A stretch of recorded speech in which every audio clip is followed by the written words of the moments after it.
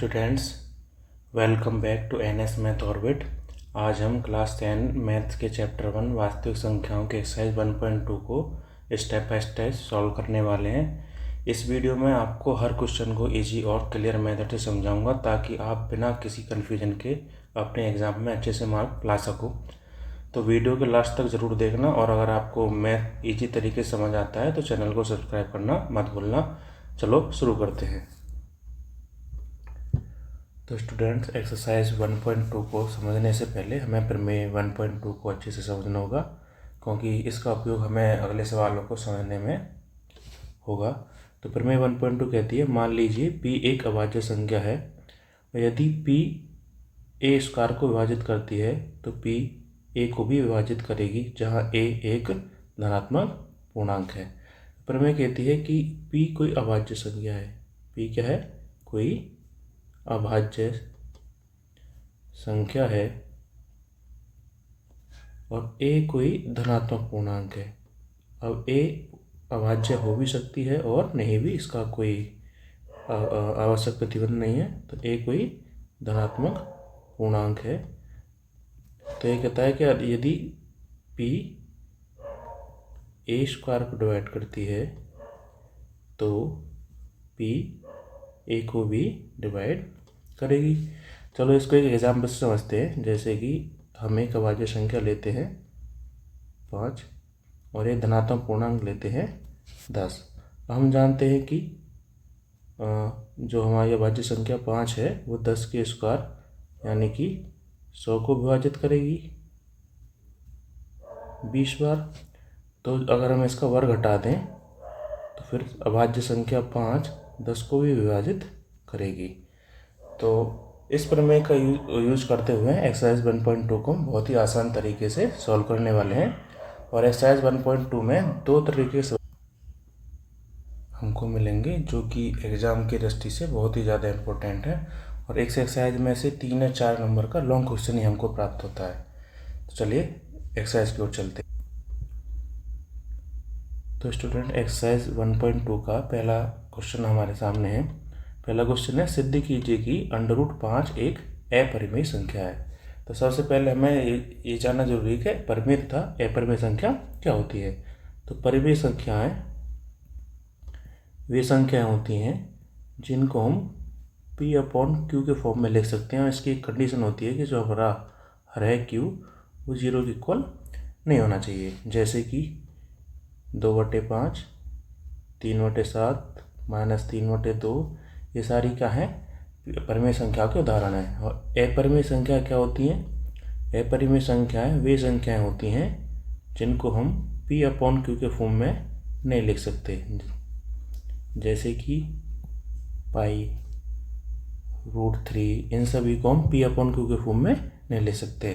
तो हमको question number 1 में सॉल्व करना है कि √5 एक अपरिमेय संख्या है। तो चलिए इसको शुरू करते हैं। तो इसके लिए हम इसका विरोधाभास मान कर चलेंगे। तो मानते हैं, माना √5 एक परिमेय संख्या है। एक परिमेय संख्या है। और जब √5 एक परिमेय संख्या है तो इसको हम p/q के फॉर्म में लिख सकते हैं। तो तब हम लिखेंगे, माना √5 बराबर p/q, जहाँ q बराबर नहीं है 0 के, तथा p व q सह अभाज्य हैं। सह अभाज्य हैं। अब दोस्तों, सहअभाज्य क्या होती है? सहअभाज्य वे संख्या होती हैं जिनमें कोई भी उभयनिष्ठ गुणनखंड नहीं होता, यानी कि उनका HCF बनाता है। तो हम लिख लेते हैं सहअभाज्य संख्याएं, सहअभाज्य, ताकि हमें याद रहे कि सहअभाज्य क्या होती हैं। एक सिंपल डेफिनेशन लिख लेते हैं, सहअभाज्य संख्याएं क्या होती हैं शॉर्ट फॉर्म में। तो सहअभाज्य संख्याएं वे संख्या होती हैं जिनका HCF 1 हो, यानी उनमें 1 के अलावा कोई भी कॉमन फैक्टर नहीं मिले, जैसे कि 14 और 15। ये दोनों ही अभाज्य संख्या नहीं है, लेकिन इन दोनों को अगर हम साथ लें तो ये हमारी अभाज्य संख्याएं कहलाती हैं। तो इसमें भी P और Q ऐसी ही संख्याएं हैं जिनमें कोई भी उभयनिष्ठ गुणनखंड नहीं है। तो चलिए प्रश्न की ओर वापस चलते हैं। तो फिर हम इसको लिख सकते हैं दिस इम्प्लाइज, और क्रॉस मल्टीप्लाई करेंगे तो यहाँ से मिलेगा हमें √5Q बराबर P। इसको हम लिख सकते हैं this implies that P equal √5Q। अब दोनों पक्षों का हम वर्क कर सकते हैं, तो लिखेंगे दोनों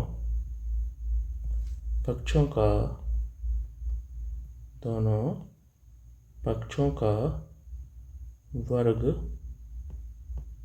करने पर, तो हमें मिलेगा दिस इम्प्लाई दैट P का वर्ग करेंगे तो हमें क्या मिलेगा P⁴, √5 का वर्ग करेंगे तो हमें मिलेगा 5, और Q का वर्ग करेंगे तो हमको मिलेगा Q⁴। तो दोस्तों इस यहाँ पे हम क्या लिख सकते हैं, दिस इम्प्लाई दैट कि 5 P² को विभाजित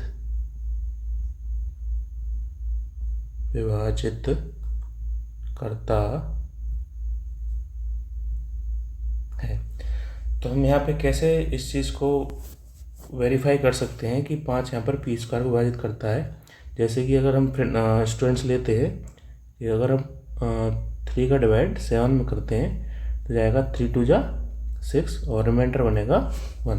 तो हम इसमें 7 को ले सकते हैं, 7 इक्वल 3 गुणा 2 और प्लस 1, यानी कि आएगा 3 दूनी 6 और 1 7 आ जाएगा। अगर ऐसे ही अगर हम 3 से 6 को विभाजित करते हैं तो यहाँ पे जाएगा 3 दूनी 6 और शेषफल बचेगा 0। तो हम 6 को लिख सकते हैं 3 × 2। इसका मतलब प्लस में शेषफल 0, और शेषफल 0 लिखो या मत लिखो एक ही बात है। तो हम इसका मतलब क्या है कि हमने 3 का डिवाइड 6 में करा और 2 टाइम्स गया और पूरा डिवाइड चला गया, क्योंकि शेषफल कितना आ रहा है 0 आ रहा है। तो सेम चीज़ इधर है कि हमने P² में 5 से डिवाइड किया और Q² टाइम्स पूरा चला गया। इसका मतलब कि P² 5 से भाज्य है। तो फिर में 1.2 से हम क्या कह सकते हैं, हम कह सकते हैं इसलिए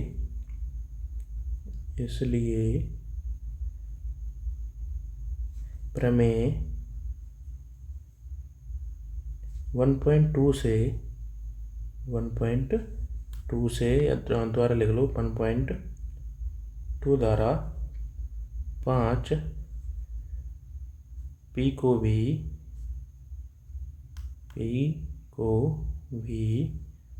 विभाजित करेगा,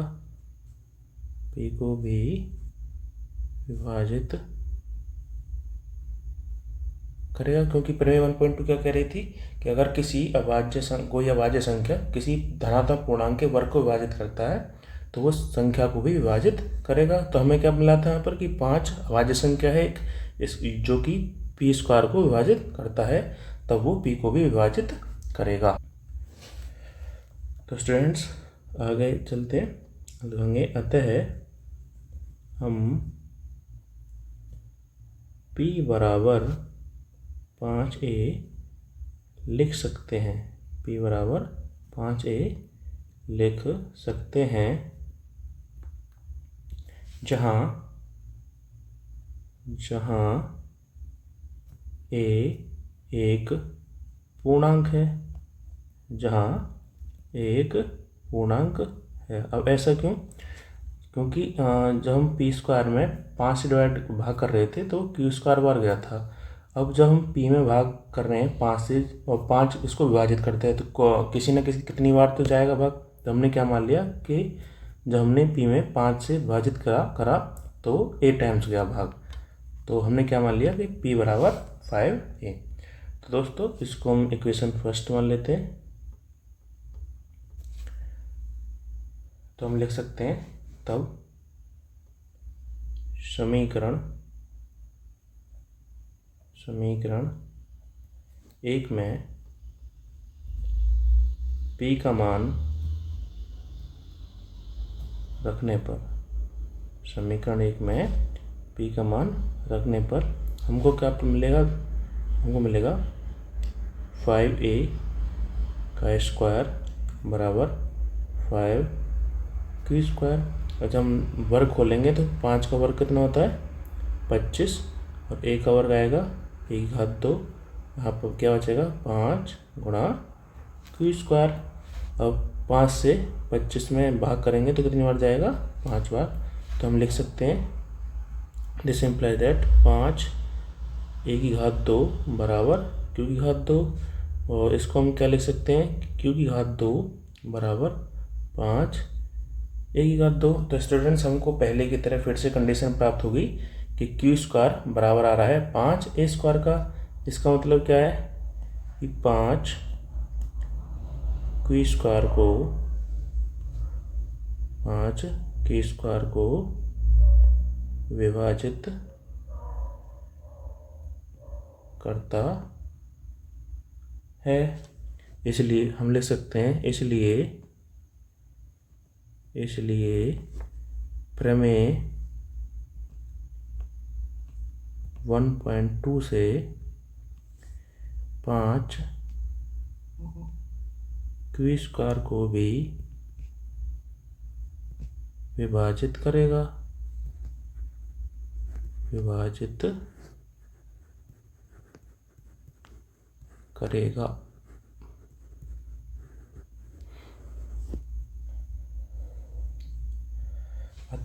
तो दोस्तों, हमें क्या मिला कि 5 p को भी विभाजित कर रहा है और 5 q को भी विभाजित कर रहा है। तो हम क्या ले सकते हैं? अतः p और q में कम से कम एक उभयनिष्ठ गुणनखंड है। एक उभयनिष्ठ गुणनखंड है। परंतु हमें क्या माना था स्टूडेंट्स कि p और q क्या है? सहअभाज्य संख्याएं, और सहअभाज्य संख्याएं वे संख्या होती हैं जिनमें कोई भी उभयनिष्ठ गुणनखंड नहीं होता। और हमें यहाँ पर क्या प्राप्त हो रहा है कि p और q में कम से कम एक उभयनिष्ठ गुणनखंड है। वो क्या है? 5 है। क्या है? 5 है। तो हम क्या निष्कर्ष निकाल सकते हैं? ये लिखेंगे, परंतु इससे इस तथ्य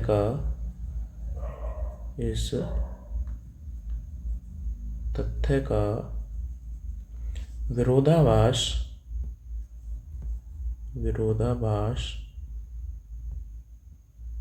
होता है कि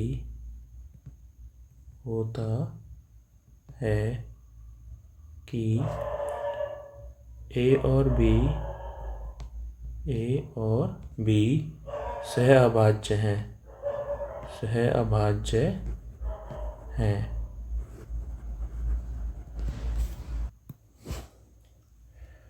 तो हम लिख सकते हैं कि अतः हमारी पूर्व कल्पना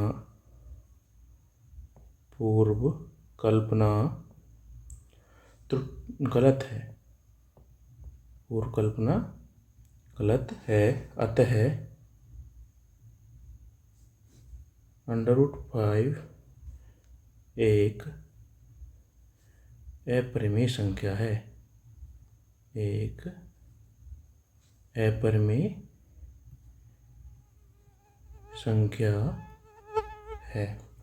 तो स्टूडेंट, क्वेश्चन नंबर 1 यहाँ पर समाप्त होता है, और ये एग्ज़ाम की दृष्टि से बहुत ही ज़्यादा इम्पोर्टेंट क्वेश्चन है। इसमें बस रूट की वैल्यू कुछ भी चेंज कर सकता है, जैसे √2, √3, √7, √11, ठीक है। तो इन सभी सवालों को सेम तरीके से करना है, बस संख्याएं चेंज होती चली जाएंगी और सवाल हमारा सॉल्व होता चला जाएगा। तो दोस्तों, आशा करता हूँ आपको वीडियो अच्छी लग रही होगी, और अगर आपको वीडियो अच्छी लग रही तो प्लीज़ हमारे चैनल को सब्सक्राइब करें और अपने दोस्तों को शेयर करें। चलते हैं क्वेश्चन नंबर 2 की ओर। तो स्टूडेंट क्वेश्चन नंबर 2 कह रहा है हमारा, सिद्ध कीजिए कि 3 + वर्गमूल 5 एक अपरिमेय संख्या है। तो ये एक्सरसाइज के सेकंड टाइप का क्वेश्चन है। फर्स्ट टाइप में हमारे नॉर्मल सिंगल संख्या आती हैं वर्गमूल के अंदर, जैसे अंडरूट सिद्ध कीजिए कि अंडरूट 5 एक अपरिमेय संख्या है या अंडरूट 3 एक अपरिमेय संख्या है। सेकंड टाइप में हमें अपरिमेय संख्या के साथ में कोई परिमेय संख्या योग, घटाना, गुणा या भाग में मिलेगी, जिनको हमें अपरिमेय संख्या सिद्ध करना होता है। ये भी 3 या 4 मार्क्स के लिए एग्ज़ाम के लिए इम्पोर्टेंट है। तो चलिए इसको भी शुरू करते हैं। तो इसको भी ऐसे ही स्टार्ट करना है जैसे हमने क्वेश्चन नंबर 1 को स्टार्ट करा था। माना 3 + 2 √5 एक परिमेय संख्या है, एक परिमेय संख्या है। जब 3 + 2√5 एक परिमेय संख्या है तो इसको हम p/q के रूप में लिख सकते हैं। तो हम लिख सकते हैं माना 3 + 2 वर्गमूल 5 बराबर p/q, जहाँ जो हमारा हर है q बराबर नहीं है 0 के, तथा p व q सह अभाज्य हैं, तथा p व q सह अभाज्य हैं। अब यहाँ से इनमें थोड़ा सा चेंज आता है। तो इनमें आगे क्या करना होता है, इसमें लेफ्ट साइड में वर्गमूल वाली जितनी भी जो भी संख्या है उसको रखना है, बाकी सारी संख्या को हमको राइट साइड लेके जाना है। तो सबसे पहले इधर हम देखें 3 प्लस में उसको उधर लेके जाएंगे तो माइनस में जाएगा। तो हम यहाँ से लिख सकते हैं 2 वर्गमूल 5 बराबर p/q - 3। तो लिख सकते लाइन से लिख सकते हैं, दिस इम्प्लाइज दैट 2 वर्गमूल 5 बराबर, यहाँ से एलसीएम लेंगे तो q की 3 में मल्टीप्लाई करोगे तो कितना आएगा 3q, तो आएगा p - 3q/q। अब लेफ्ट साइड में 2 गुणा में इसको भी हम दूसरी साइड लेके जाएंगे तो ये जाएगा भाग में। तो हम लिख सकते हैं दिस इम्प्लाइज दैट √5 बराबर p - 3q बटे, और 2 गुणा में इधर भाग में आएगा तो यहाँ पे हो जाएगा 2q। क्या हो जाएगा 2q। और स्टूडेंट यहाँ पर हमें एक पद मिल रहा है, एक्सप्रेशन मिल रहा है p - 3q बटे में 2q। अब यहाँ पे p और q क्या है, p व q हमारी पूर्णांक संख्या है। क्या है, पूर्णांक, चाहे धनात्मक हो चाहे ऋणात्मक हो, क्या है, पूर्णांक है। अब p और q की वैल्यू अगर हम कुछ भी रख लें, सपोज करो p की वैल्यू हमने 2 ले ली और q की वैल्यू हमने 3 ले ली, और अगर हम इसमें रखते हैं इन दोनों वैल्यू को तो आएगा 2 - 3 गुणा 3 और बटे में 2 गुणा 3, तो कितना मिलता है हमको, 2 - 3 तिया 9 और 2 तिया 6, प्लस का 2 माइनस का 9, तो माइनस के 7/6 मिलेंगे, जो कि एक परिमेय संख्या है। क्या है, परिमेय संख्या है। तो यहाँ से हमें क्या पता चल रहा है कि p और q एक पूर्णांक संख्या है, और उनकी वैल्यू हम कुछ भी लगें, हमें इस एक्सप्रेशन की जो वैल्यू मिलेगी वो एक परिमेय संख्या मिलेगी। क्या मिलेगी, परिमेय संख्या मिलेगी। तो इस निष्कर्ष को उपयोग करके हम क्वेश्चन में आगे की ओर चलते हैं। तो इसको हम इक्वेशन फर्स्ट मान लेते हैं। तो यहाँ पे लिखेंगे चूंकि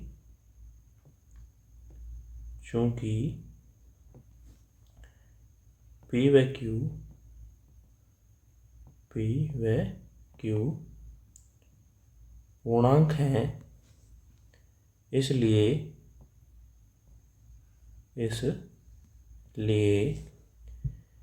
p - 3q व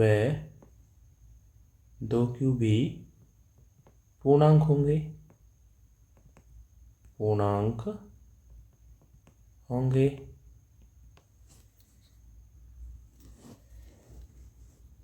अतः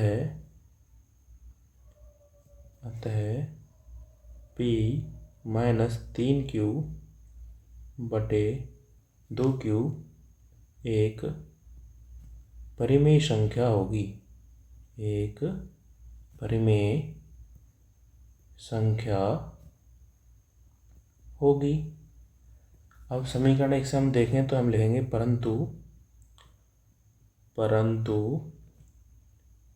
समीकरण 1 से, तो समीकरण 1 में क्या था दोस्तों हमारे पास कि p माइनस 3q बटे 2q बराबर किसके है, वर्गमूल 5 के। और जब p माइनस 3q एक परिमेय संख्या है, इसका मतलब क्या होना चाहिए कि √5 भी एक परिमेय संख्या होनी चाहिए। तो हम क्या लिख सकते हैं, समीकरण 1 से p माइनस 3q बटे 2q बराबर वर्गमूल 5, जो कि एक अपरिमेय संख्या है, जो कि एक अपरिमेय संख्या है। तो हमें क्या पता चला, अगर p माइनस 3q बटे 2q परिमेय संख्या है तो ये किसके बराबर है, √5 के। तो ये परिमेय संख्या होनी चाहिए, जबकि हम क्या जानते हैं क्वेश्चन नंबर 1 से कि √5 एक अपरिमेय संख्या है। इसका मतलब क्या है कि हमारी पूर्व कल्पना गलत है। तो हम लिख सकते हैं यह हमारे पूर्व कथन का विरोधाभास है,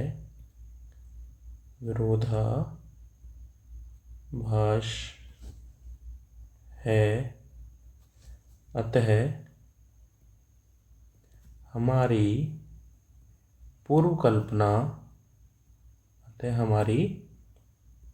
पूर्व कल्पना गलत है। तो हम क्या ले सकते हैं, अतः 3 + 2 वर्गमूल 5 एक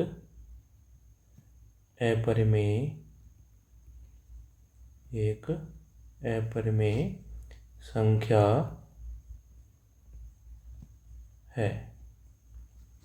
तो यहाँ पर क्वेश्चन नंबर 2 समाप्त होता है। चलिए स्टूडेंट चलते हैं क्वेश्चन नंबर 3 की ओर। तो स्टूडेंट क्वेश्चन नंबर 3 भी हमारा क्वेश्चन नंबर 2 की तरह है, जिसमें भी हमें संख्याएं दी हुई हैं जिनको अपरिमेय सिद्ध करना है। क्वेश्चन नंबर 3 में 3 पार्ट है और पहला पार्ट है हमको 1/√2 को अपरिमेय सिद्ध करना है। तो इसको भी बिल्कुल क्वेश्चन नंबर 2 की तरह हम सॉल्व करने वाले हैं। तो हम लिखेंगे कि माना 1/√2 एक परिमेय संख्या है, एक परिमेय संख्या है। तब माना 1/√2 बराबर p/q, जहाँ जो हमारा हर q है, q बराबर नहीं है 0 के, और तथा p व q सहअभाज्य हैं।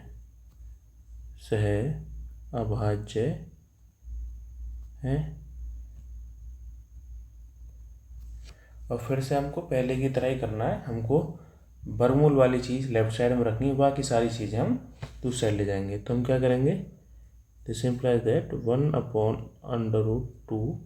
तो हमको हर में से वर्गमूल 2 हटाना है, तो उसके लिए हम क्या कर रहे हैं, हर का परिमेयकरण कर रहे हैं।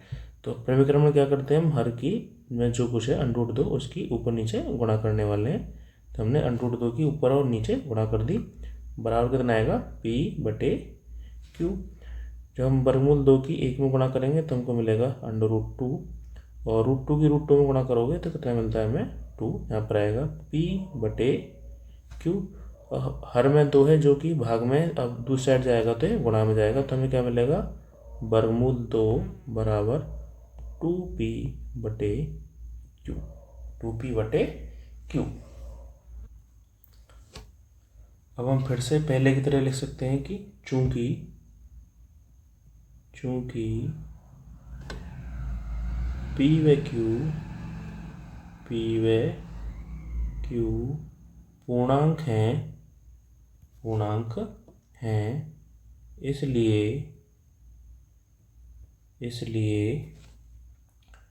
2p/q एक परिमेय संख्या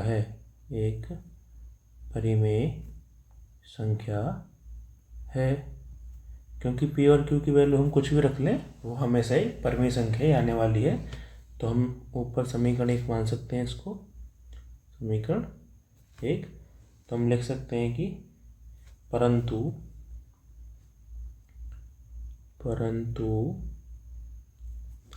समीकरण 1 से क्या मिल रहा है हमें, 2p/q बराबर वर्गमूल 2। और बच्चों की वर्गमूल 2 क्या है, वर्गमूल 2 क्या है, परिमेय संख्या है। तो हम लिखेंगे जो कि एक अपरिमेय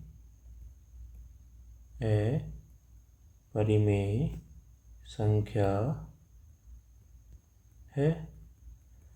अच्छा, 2p/q परिमेय संख्या है और ये किसके बराबर है, वर्गमूल 2 के। तो इसका मतलब वर्गमूल 2 भी परिमेय संख्या होनी चाहिए, जबकि हम क्या जानते हैं कि वर्गमूल 2 एक अपरिमेय संख्या है। इसका मतलब 2p/q एक परिमेय संख्या नहीं हो सकती। तो हम क्या लिखेंगे कि यह हमारे पूर्व कथन का विरोधाभास है।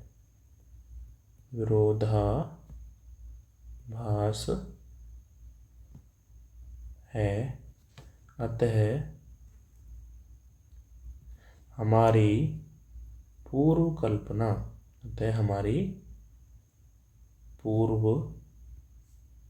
कल्पना गलत है। तो हम निष्कर्ष निकाल के क्या ले सकते हैं स्टूडेंट्स, कि अतः 1/√2 एक अपरिमेय संख्या है,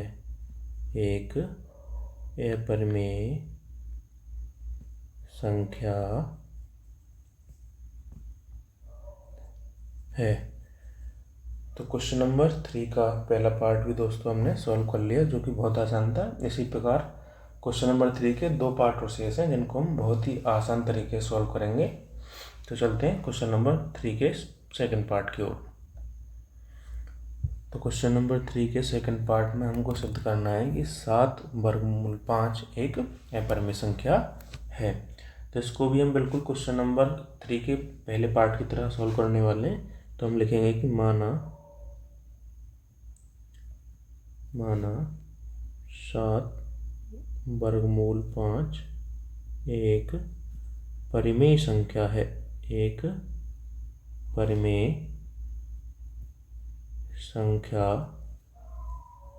है, तो हम क्या ले सकते हैं कि माना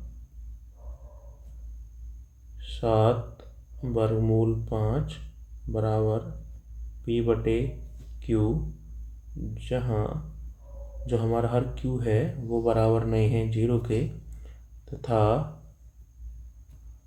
p व q सहअभाज्य है।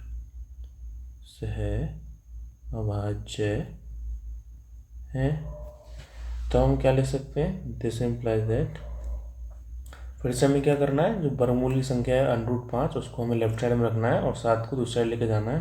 तो हम क्या लिख सकते हैं, दिस इम्प्लाइज दैट वर्गमूल 5 बराबर 7 अगर हम देखें लेफ्ट साइड में गुणा में राइट साइड में जाएगा तो भाग में जाएगा। तो अब क्या हो जाएगा, √5 बराबर आएगा p/7q।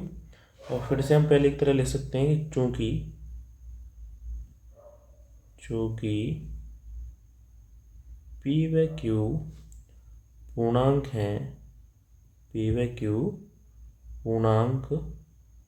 हैं, इसलिए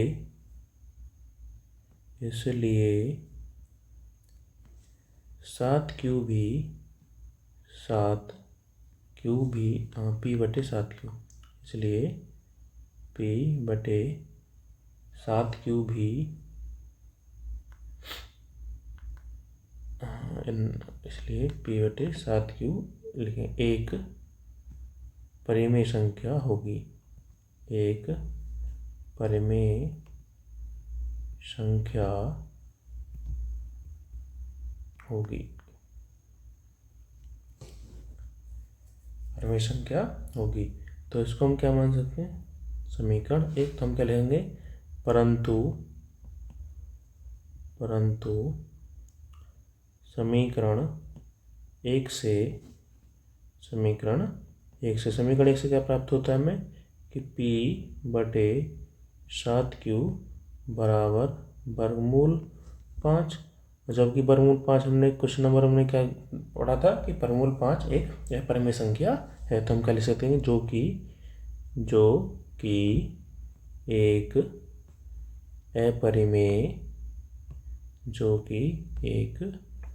अपरिमेय संख्या है। तो यहाँ पर हमारी बात का विरोधाभास हो रहा है। हमने क्या माना था कि 7√5 एक परिमेय संख्या है, और हमें क्या मिला है कि p/7 की एक परिमेय संख्या जो कि √5 के बराबर, और √5 एक अपरिमेय संख्या है। तो p/7 की एक अपरिमेय संख्या के बराबर नहीं हो सकती। तो हमारे कथन का यहाँ पर विरोधाभास हो रहा है। तो हम क्या लिख सकते हैं कि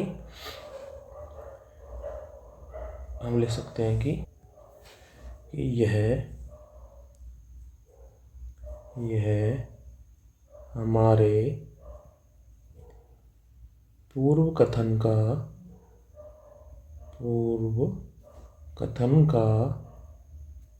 विरोधाभास है, पूर्व कथन का विरोधाभास है। अतः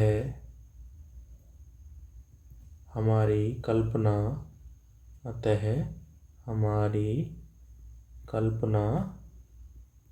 गलत है। तो हम यहाँ से क्या निष्कर्ष निकाल सकते हैं, हम निकाल सकते हैं कि अतः 7/5 एक अपरिमेय संख्या है, एक अपरिमेय संख्या है। तो स्टूडेंट्स, ये हमारी प्रश्नावली 1.2 का आखिरी प्रश्न है, जिसमें हमको 6 + √2 को अपरिमेय संख्या सिद्ध करना है। तो चलो इसको भी हल करते हैं। तो इसको भी हम बिल्कुल आसान तरीके से हल करेंगे। तो हम लिखेंगे कि माना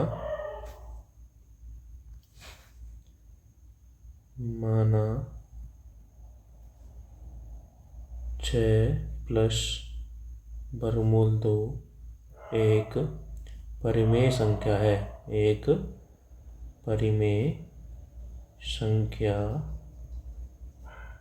है। तो हम क्या ले सकते हैं कि माना 6 + √2 बराबर p/q, जहाँ जो हमारा है q वो बराबर नहीं है 0 के, तथा p/q सहअभाज्य हैं। तो फिर से हम पहले की तरह करेंगे।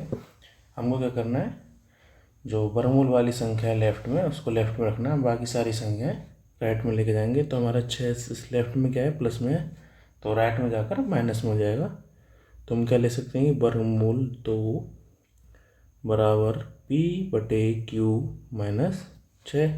तो यहाँ से हम लिख सकते हैं, दिस इम्प्लाइज दैट वर्गमूल 2 बराबर, एलसीएम लेंगे तो यहाँ पर क्या आएगा, एलसीएम q आएगा हमारा। हम ले सकते हैं p - 6q/q। और फिर से हम पहले की तरह क्या लिखेंगे कि चूंकि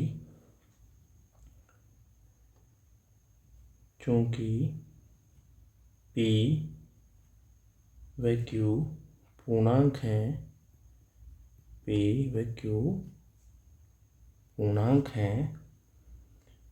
पूर्णांक हैं, इसलिए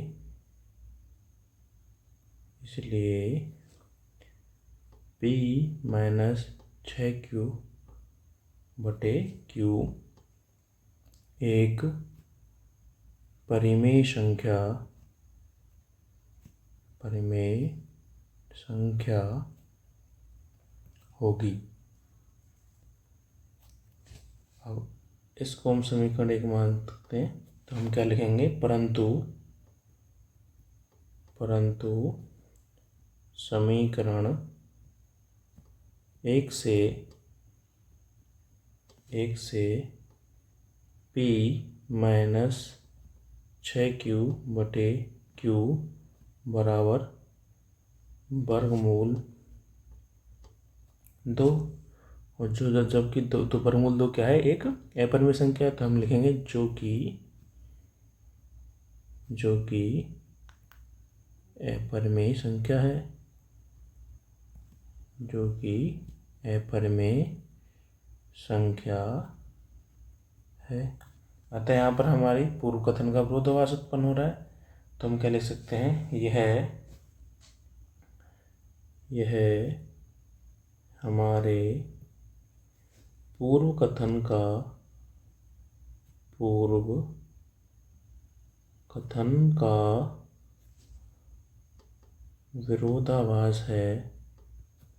विरोधाभास है। अतः हमारी कल्पना गलत है। तो हम यहाँ से क्या निष्कर्ष निकाल सकते हैं कि अतः 6 प्लस वर्गमूल 2 एक